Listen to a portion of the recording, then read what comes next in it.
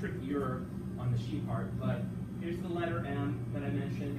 This thing up here represents the pulmonary trunk, if I can get my finger in it. So that's the pulmonary trunk coming off the front. Here is the right auricle, there is the left auricle. If I go to the back side, let's see how I can do this here.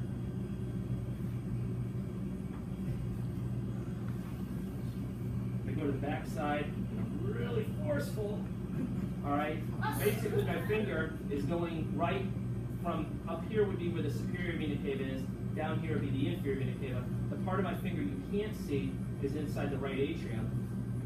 So if I spin it around like this, the tip of my finger is in the right atrium. You then go down through. This happens to represent the tricuspid valve. There's the chordae tendineae. Down here would then be the right ventricle. The blood's then going to go, I actually have to go over to this piece now. The blood's going to go up and out. See if I can really do this. This is going to be a challenge. Hold on. Yeah, get it out there. Oh my God, my finger's just not. Okay. It's going from the right ventricle. I just actually probably damaged the pulmonary valve, but this, you can see my finger going out through the pulmonary trunk, all right? Then it's going to go to the lungs. It's going to pick up oxygen from the lungs. It's going to come back. All right. Okay. It's going to come back through the pulmonary veins. This is what sucks about this heart. They cut it so close to the surface that you don't see 4 separate pulmonary veins. You just see a big hole, which is, let me make sure I get the right hole here. Shut up. Just stop. So that's where the opening would be. There should be 4 things, but they got cut away. So that's where the pulmonary valve would be. If I then flip my finger, if I flip it over like this, the tip of my finger is actually up inside the left atrium. This little thing down here represents what? What's that? That's the bicuspid valve with the chordae tendineae. Then you're down inside of the left ventricle.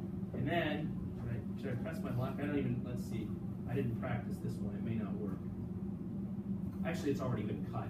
Actually, this passageway represents the aorta that's been sort of chopped. So up and out through here on top would be the opening of the aorta coming out.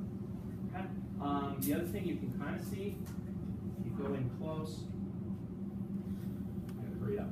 The other thing you can kind of see, these little things, it's not very impressive.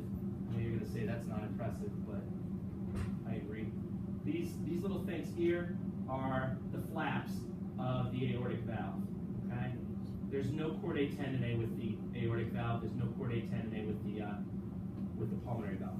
All right, that's all I want to say about that. Let me quickly go into the other stuff. Be able to trace a drop of blood through the heart. So blood comes back. It goes into the right atrium. Where does it go next? Left atrium. Oh, no, right ventricle. Goes through the tricuspid valve, goes into the right ventricle. Then where does it go? Through the pulmonary valve, into the pulmonary trunk. Then it's going to go out into the lungs, pick up oxygen. It comes back to the heart via the pulmonary veins. They dump into the left atrium. The blood then goes through the bicuspid valve, gets into the left ventricle, and then the blood goes up through the aortic valve and gets into the aorta. All right? Make sure you know your valves in order. Make sure you know your starting and stopping positions. Microscope slide quickly. I know Professor Frost is going to be in here any second. Just going to crack the whip. I'm going to have to get out of here.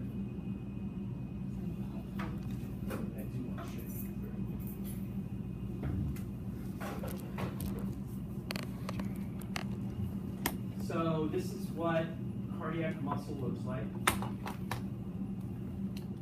Right? So there are stripes up here. It's a little tough to see. What do you suppose those things are? Those are the intercalated discs. This slide shows it even better. Again, you can see the stripes now, and then these white pronounced things are the intercalated discs. Okay? That's what it looks like. Over here, let me show you this quickly.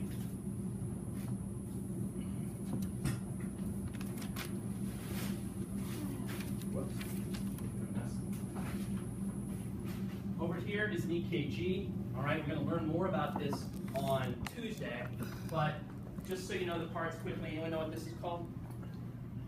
It's called the P wave. This is the QRS wave, or the QRS complex, whatever you want to call it. And then this is the, anyone know, T wave.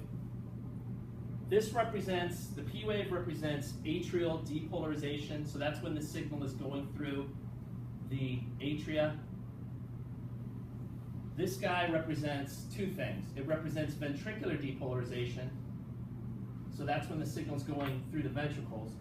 But it also represents atrial repolarization. That's getting the atria electrically ready again to send a signal. And then this thing, the T wave, that represents ventricular repolarization, getting the ventricles ready again. Okay? That's it. Any questions about any of this stuff? All right. Good luck. If you have any questions, shoot me an email. Have a good weekend, all that stuff.